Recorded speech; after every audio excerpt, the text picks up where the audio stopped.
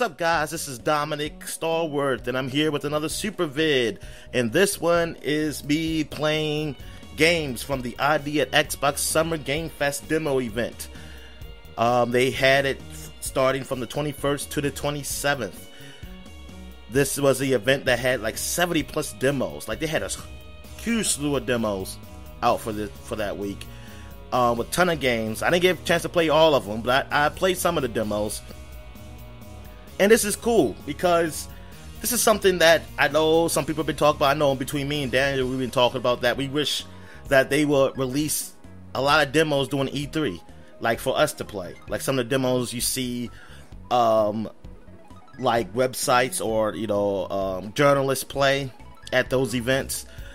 That I was like, man, wish they could put out for the public so we can play it. Well, we either don't get those demos at all, or we get them really sometime later. So I guess because E3's not happening, they did this event where they had all these demos out.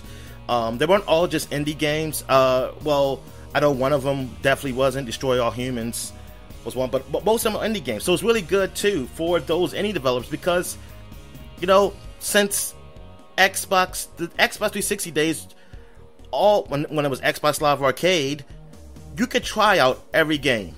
Every game had to have a demo, so you can try it out, and so I can know if I want to buy it or not. Now, these days, we rarely get demos, so it's a risk factor to this. So some games I might actually like, but since there's no demo, I don't know if I like it, and I can't take a chance to just buy it. I don't have that kind of cash. So this event, I think, will actually be very good for these developers to get to know, because some of these games I never even heard of. I never heard of them, but I just tried them, and some of these games are on my radar now. And I'm just going to name the top 5 that I played. Now, I haven't played all of them. It was 70 plus of these games, these demos out. So I didn't play all of them. So some I didn't mention that were good. Unfortunately, I couldn't get to them. Some that I didn't really like, I'm just not going to mention them. So these are the ones that I played, and I think I probably played maybe 20 of them. I probably maybe 20 of the 70. If that, it's maybe between 15 and 20. You know what? I didn't even count everything I played, but I'm just going to name the top 5 that I liked, and probably a couple honorable mentions that I definitely will keep on my radar that I think about. I think I want to try out. So here we go. All right, first up we have is Curved Space. Now, I should say that I'm not ranking these in any order. These are just the top 5 games that I played during the Summer Game Fest that impressed me. And Curved Space was one of them. This game is developed and published by Only by Midnight. I don't know if they've done any other games. I had no idea what they were, but this game really, visually, it looks great, as you can see. I love the look, that neon look of it.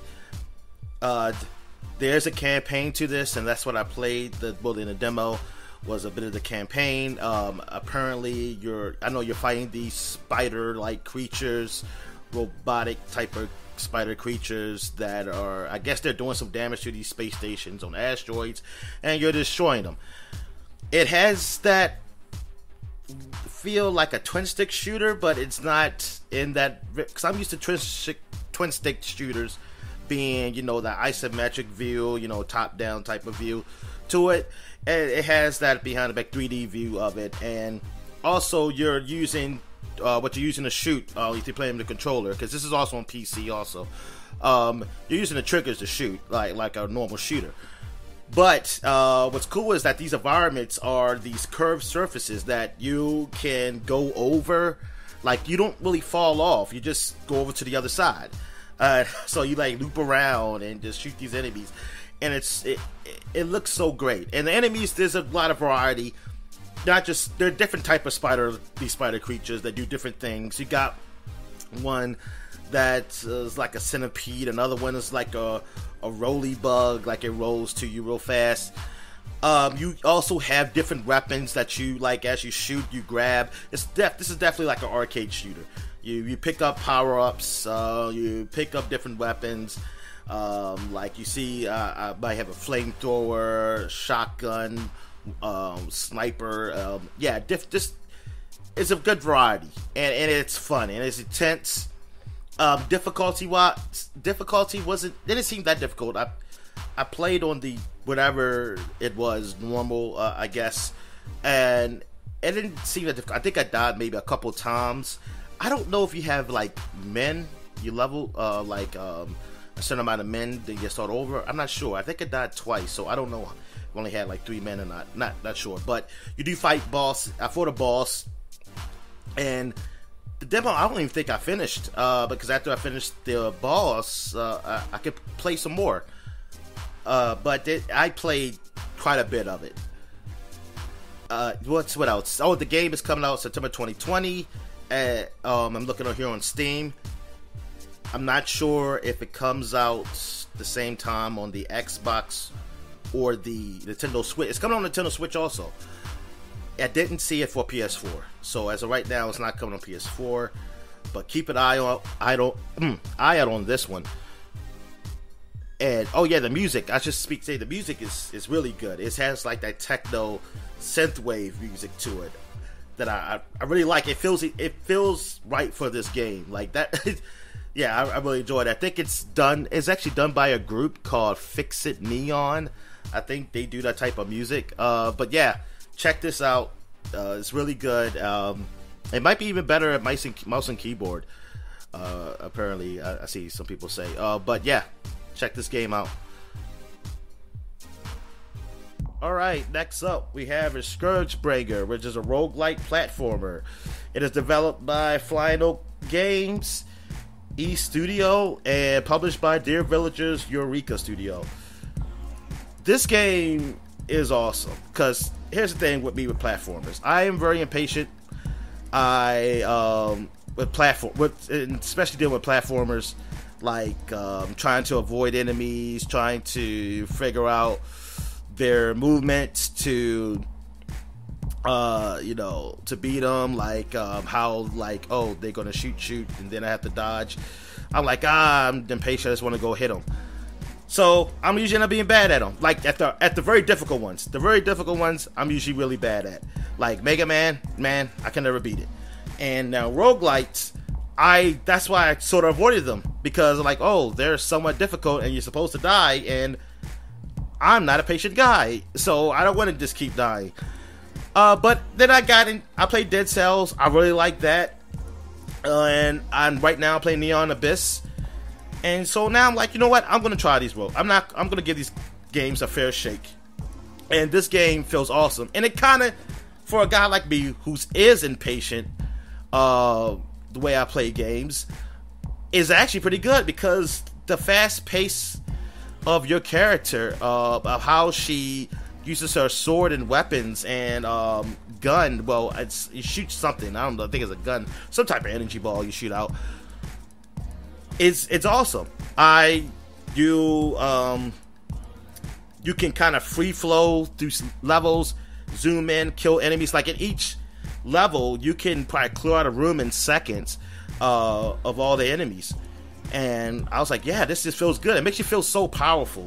I mean, also, you still have to avoid hits, because like I was just button smashing my way and just dying.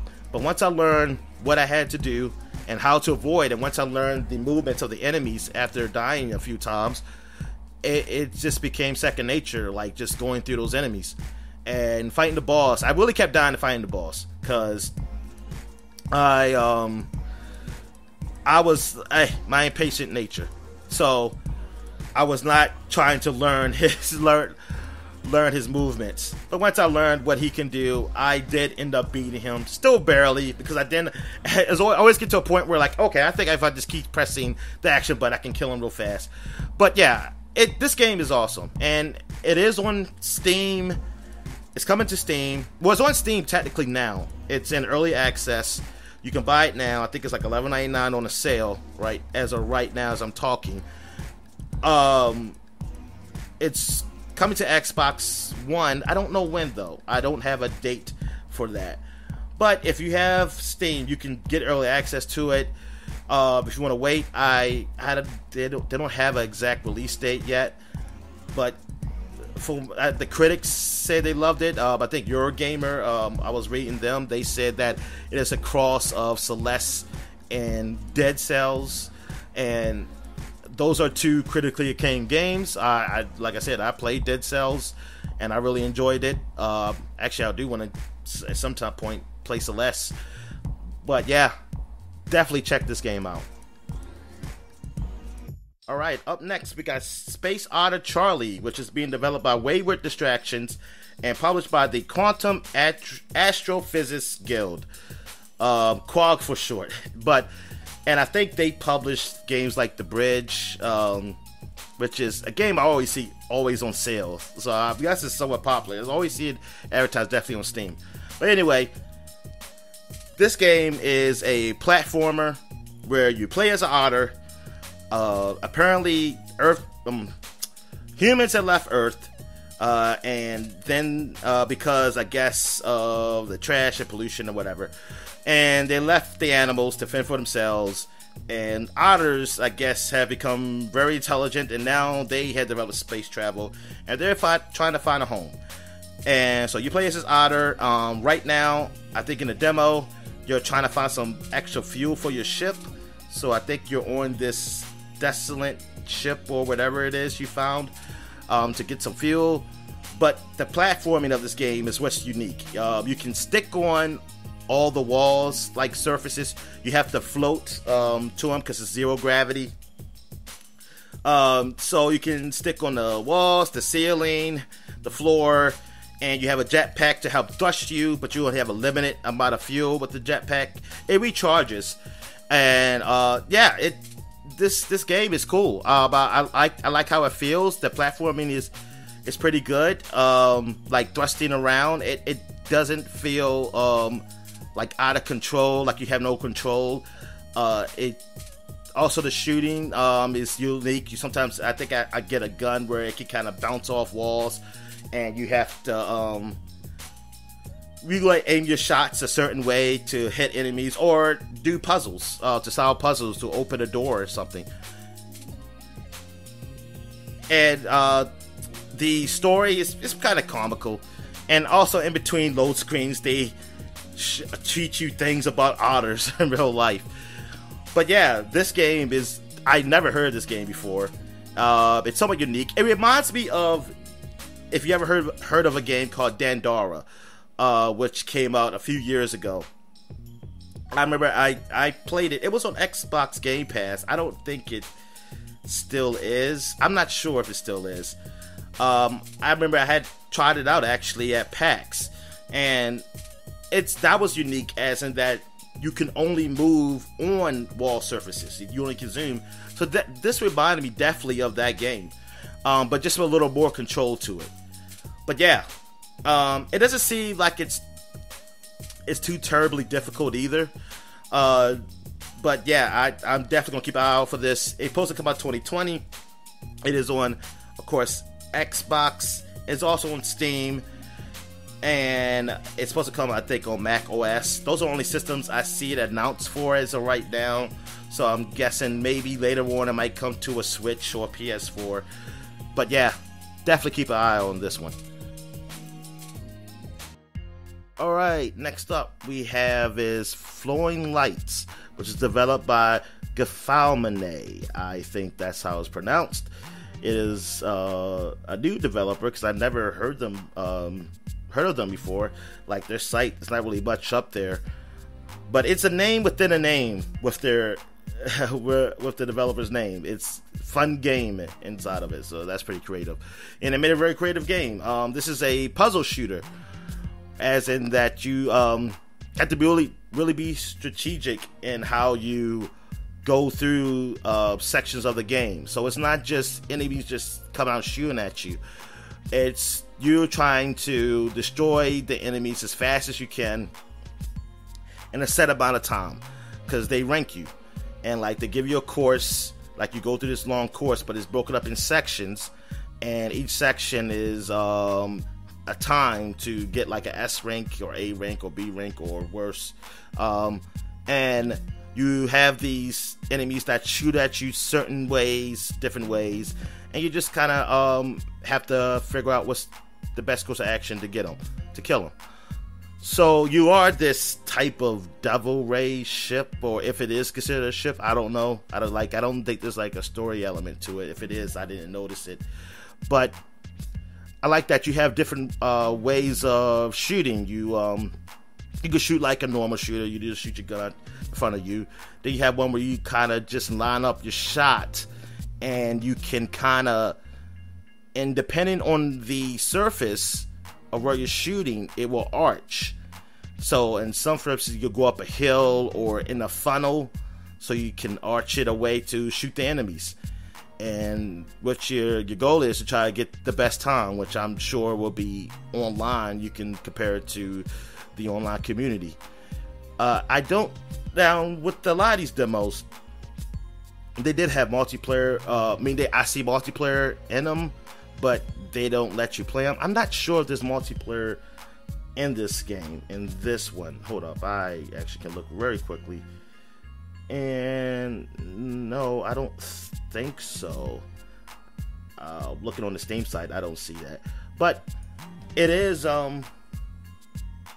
this game is supposed to come out this year. This is fall 2020, so no set release date. It is coming on Steam also, as well as Xbox. When I looked on the site, I didn't see any other consoles for it. But like I said, the site is pretty bare. But yeah, this game is pretty cool. Like, I like these type of puzzly games. I like Peggle.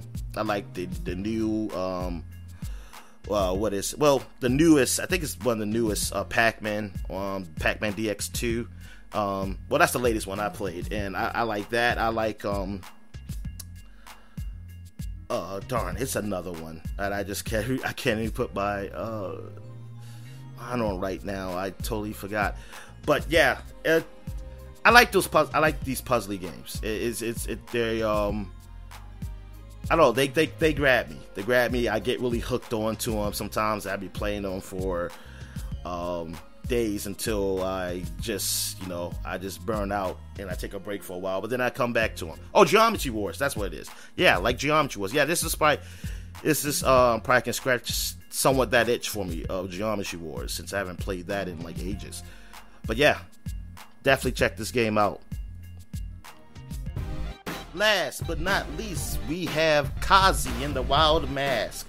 This game is developed by Vox Game Studio and published by Soidesco. Soidesco's published a few games. Vox Game Studio, I'm not sure if they've done any games. I don't see anything. But this game has a look and feel of like the games back on the Super Nintendo, Sega Genesis, the games of the 90s. Those 90s platformers. It's the character is a rabbit and looks like a rabbit, but like looks like one of the Tiny Toon characters. But you play as this rabbit, and you fight these enemies that look like things that rabbits eat. So I mean, I don't know if it's that, hey, there is an uprising and they're tired of eating them. I have no idea what's the story element is to this, but it's a traditional platformer. You collect these crystals, you jump on platforms basically and everything. But what's cool about this is that you can you could get these masks. Sometimes you get these special masks will get you special abilities, like one that will turn you to like a bird, or you'll grow wings and you can fly, and one where you kind of turn to a shark and you can swim. So that's pretty cool. That's the only two that I was able to do in the demo. The platforming feels okay. I mean, it doesn't feel as tight as like a Mario or even a Shovel Knight, but it's pretty cool. I do also like that you can use your ears to kind of glide over. You also got some abilities like you can smash down the ground, everything. You can use your ears to hit enemies. But yeah, this game I really like, because I do like these platformers, like very slow, mellow, not super intense platformers, because since I don't have patience, sometimes I kind of speed run through it, even though I still die a lot in these too, but they're still appealing to me. yeah, this one, another game I never heard of, and apparently is coming out in 2020. So, but no release date. I don't think none of these games, except for is it Curve that has September. Like none of these games really have a straight with a firm release date. I mean, of course you got COVID happening, but then again with indie games, you know, they never really do. Sometimes they just pop out like, oh, it's out now, which is also kind of cool too, because then it's like, oh, good, I can just play it now. But yeah, this is another one to keep your eye out for. I know it's definitely on. Well, of course it's on the Xbox. It's on Steam also. Yes, it's coming on everything. It's coming on everything, guys. Switch, PS4, even Mac OS. Sorry, Linux guys, I don't see Linux up here. But yeah, this game this is definitely one of those games I'm really interested in, and yeah, so you should definitely check this out. Alright, so that was the top 5 of games that I played during the Summer Games Fest. But I do have some honorable mentions. One of them is Haven, which is developed and published by the Game Bakers. It is a co-op RPG. It's not really a JRPG, because I don't think this is a JRPG.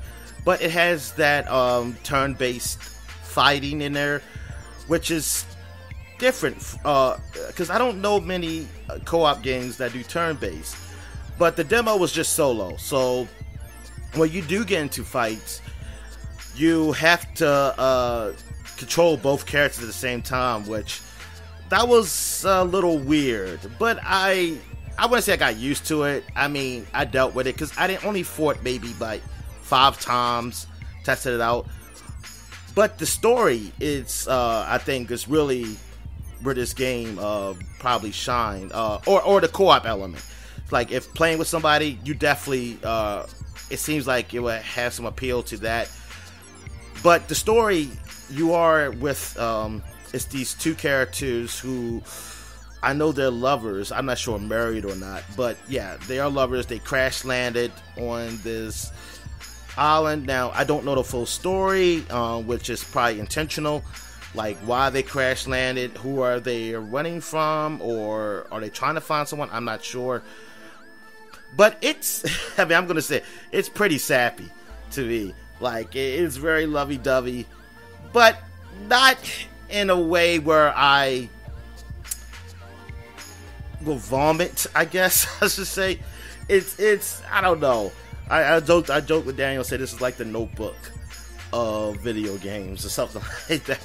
Because yeah, it has some lovely stuff. But the thing is, some of the dialogue is actually pretty good. Like, it's actually pretty good dialogue. So I was like, I'm curious. I'm curious about this game, and especially of the battle system. So like if you're playing solo, it's kind of hard to control the characters because it's turn-based, but it's almost like active time. If you know, like Final Fantasy VII, like the enemies, like you're not going to just wait your turn and do it. It's more like an active time battle, and you have to choose what to do, like to shoot bursts or to defend, but you're doing both of your characters at the same time, like literally at the same time. You have to press the button. Like I think like for the I'm playing on Xbox One, of course. The actual buttons are for your character on your right, and depending on what button you press, that's the action you do, and then the D-pad is for your character on your left, and you have to press up or down or whatever to do their moves. And like I said, you gotta watch both of them at the same time. Maybe you'll get used to it. I only did like 5 battles, so I didn't really play it too long. I played to the end of the demo, but I do like the exploration. The look of it has that Zelda look to it, and I do like the exploration aspect of like flowing, like you flow through the environment. You're kind of gliding. I don't know what I think the flow is supposed to heal you, because you get on these strings that you can just ride on, I don't really understand what they're supposed to be. So that's why I really give an honorable mention, because there's a lot of questions I have with this game, but it is interesting. It is different, because I never played a game like this with a really strong love story in it. And yeah, I'm curious to see what critics think of this when it comes out. It's supposed to come out 2020, no set release date, but yeah, check it out. It's also coming to Steam. I'm not sure if it's coming on any other systems. Let me see. I mean, it has got a lot of these pre-awards I see up here from like other, I guess, show floors they showed it on or whatever. Okay, it's coming on everything. It's coming on PS4, Nintendo Switch, PS5 also, Xbox One, and Microsoft Windows. You know what? Now that I'm thinking about it, did I see it at the PS5 event? I saw it at one. I don't remember if it was the first Microsoft event for the new Series X, or was it the PS5 event? I forget where I saw this game at. But yeah, so I'm going to keep an eye out on it. Alright, another honorable mention is Monkeys of Shaolin, which is developed by Sabaka Studio and published by Buka Entertainment. It is a beat 'em up in the like old style of, I guess, kung fu movies. It is a you do play as a Chinese fisherman, and I think like his village has been attacked by some bandits, and that's how the story goes. It is very story driven. It is co-op also. I'm not sure if network play was available. I know I saw it in the menu. I just didn't choose it. And but it will. But yeah, that does appeal to me. Because I just like I like Streets of Rage, playing co-op with my friends, and since we can't really just go over our houses because we either live far apart or whatever. We're adults, so we would like to play online. So yeah, I'm glad that they have that, and not just couch co-op. So this feels really different from like a Streets of Rage or a Double Dragon Neon. It's more methodical the way the combat gets. It's more slow paced, the movements. So I hope there's a demo that's still out, or the demo is still. I hope the demo is still out, or there will be one available for people to try it, because I don't know if everybody will like the combat the way it feels. I mean, because at first it was weird to me. I don't mind. I don't dislike it. Like, it just feels different. I mean, I can get used to it. It's like something I can get used to, but I know some people probably won't. Because yeah, I was definitely, when I first saw it, I was definitely thinking like, oh, I could just button smash. But no, you really have to dodge, block. Like, it gives you time for that. And like, even the enemies are not really moving super fast. At least the ones I were facing at first. But yeah, but it's a game I'm definitely curious about. And you have different moves. You have like a flying kick, a thrust, like a quick attack. Not really quick, but it's some type of attack. And I think later on you might use some magic or something. I haven't gotten that far yet to do that. But yeah, of course you get upgrades and everything. I know I kept accidentally healing myself. I think you get these noodles that can heal yourself, and I don't know how, because I don't think I was pressing that button, but I kept doing it for some reason, and I have no idea. But anyway, yeah, this is like an honorable mention, because I didn't even finish the demo, so I didn't play a ton of it, but it does have my interest. Like, I'll keep an eye out for it. It's supposed to come out 2020. It comes out on, I think, everything, all systems. Let me see here. It does come out for the PS4, Xbox One, of course, Nintendo Switch, is on Steam, Linux 2, and Mac OS. So yeah, it'll be coming out. As of right now, 2020. We'll see how that goes. But either way, yeah, definitely looking forward to this. Well, I should say I'm definitely interested in it. All right, another honorable mention we have here is Galacide, which is developed by Puny Human. And this is where it's a 2D puzzle shooter where you have to not only shoot the enemies but transverse through these obstacles called bits. Now the bits, you have to get rid of them so you can transverse, because sometimes they're blocking your way. And I think they even cause combos to kill enemies. But to do that, you get these orbs, and there's 3 colors. There's a purple, a turquoise, and an orange. And if you get, or orange or yellow, I guess. But if you get 4 of those colors in a row, they'll disappear. So it's kind of like almost like a Tetris kind of thing going on here. But it's fast-paced and fun, though. It's fun. I like it. I did a little bit of play of it, and it's actually, as I'm recording this now, it's out. It comes out July 28th, so it's out on Steam. I'm not sure if it's. I mean, I'm assuming it's on Xbox One also, because it doesn't say a different release date here. So, yeah, I'm curious to see what critics think of it. For what I played of it, I did like, but I wonder if there's still more variety to it than what I just played. It looks like here, because I only could choose one ship, but there are different types of ships with different abilities. So I'm curious to see what the other stages are. But yeah, it seems alright. It's only, what, $10 on Steam? So that's not bad. Yeah, I'm curious to see what people thought. It looks like the Steam reviews look alright for it. So yeah, I'll probably definitely keep an eye out for this one. Alright, here's some quick honorable mentions here. These games are ones I like the concept of, but I just didn't play enough of it to really to speak on it. Bite the Bullet, which is where you play a character, you get to choose your character. It's a one and gun roguelike shooter, but you can eat everything. You can, and based on what you eat is how your attributes progress. I know, like, you eat a lot of fatty foods, you get fat, but your defenses go up. I guess the more protein make you stronger, so your strength goes up. I guess it works like that.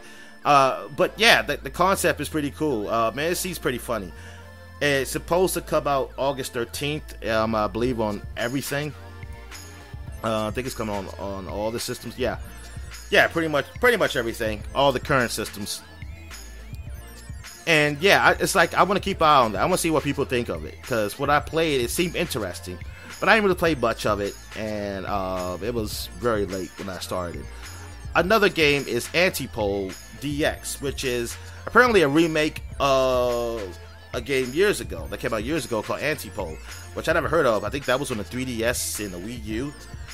And now I'm seeing, oh, this is Dandora. Is very similar to this game, because I was saying that, oh, this game is very similar to Dandora, but this game came actually out before that. Well, so with this game, it is like it's a Metrovania game platformer where you solve puzzles and everything. But the cool aspect of this is that you change gravity. Like, you have a gravity field around you, which will cause you to, which you can activate for a limited time to, like, maybe go up on the ceiling and move objects and enemies that are within your field. So you definitely can solve puzzles that way, or kill enemies, because I was moving some enemies to spikes with that. But yeah, like, I was like, oh, this is a cool concept. I only played like a few minutes of this game, so I don't know like how well, you know, later on in the later levels are. I have to look to see what people like from the original game. But for what I played, it is definitely interesting. And it has that it has that dated, you know, pixelated look, which I'm thinking, I mean, it is a remake, so I think they added new graphics to it. Yeah, they said they added new graphics, sound effects, music, and everything. So I'll check it out. It's supposed to come out this year sometime. I don't know when. I think it's probably been delayed because of COVID, obviously, or other reasons. I have no idea, because I see one date says June something, but when I go to Steam, it doesn't have a date. And I think it's is this coming to everything? Yes, it's coming almost everything. PlayStation 4, Xbox One. I don't see Switch, but you would think, hey, it was on Nintendo 3DS and Wii U, it would come to the Switch, right? And of course Steam.